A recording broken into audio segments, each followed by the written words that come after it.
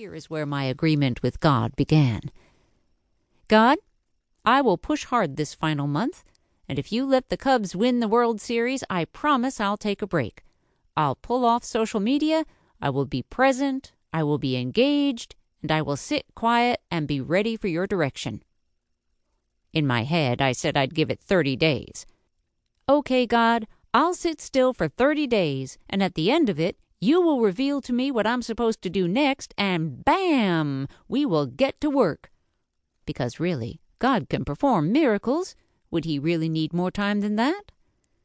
Looking back on it, it sounds so damn self-absorbed. All about me, me, me. Amazingly, the Cubs won the World Series, and the day after their monumental celebration parade, I went dark. For those 30 days, I wrote, I baked, and this girl doesn't bake. I did Pinteresty things, I spent unplugged time with people who I love, and I waited. Waited for the sign.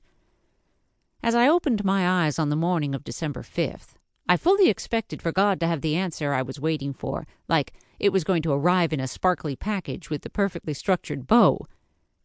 I got nothing. I was a little pissed off, to be honest, but I figured it was the holiday season. Maybe God got a little busy and backed up.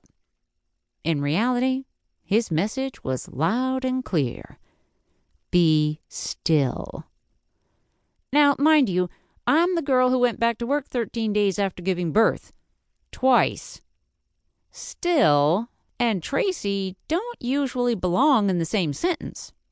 Part of me wanted to go back to doing what I did so well until his plan was revealed, but I knew I'd grown so much that I couldn't keep doing what I was doing, how I was doing it.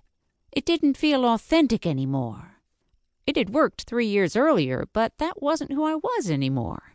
Every time I tried, it was painful. Although I had operated with that protocol for 40 years, being inauthentic today is pure torture.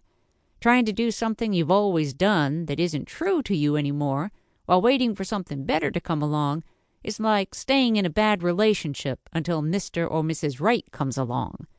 The fact is, you can't make room for greatness to come in while holding on to old crap.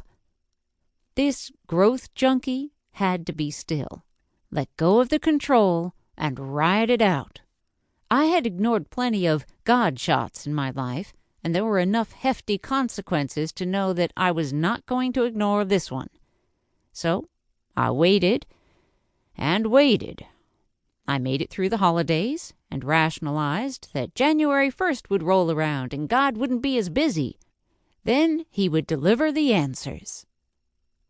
Crickets. I had cleared my books. Nothing was on the calendar. I committed to no traveling unless it was to spend time with family. I wanted to have a clean slate and mind so that when God was ready to tell me what I was to do next, I would be ready to rock and roll. I sat, and I sat, and I sat.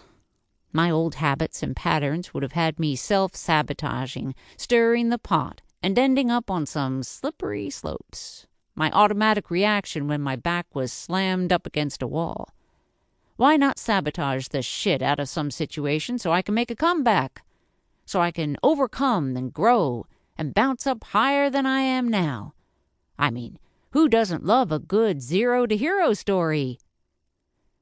Although I had gotten by okay with that pattern in the past, and it had worked out in the end, it left a trail of wreckage and regrets behind it.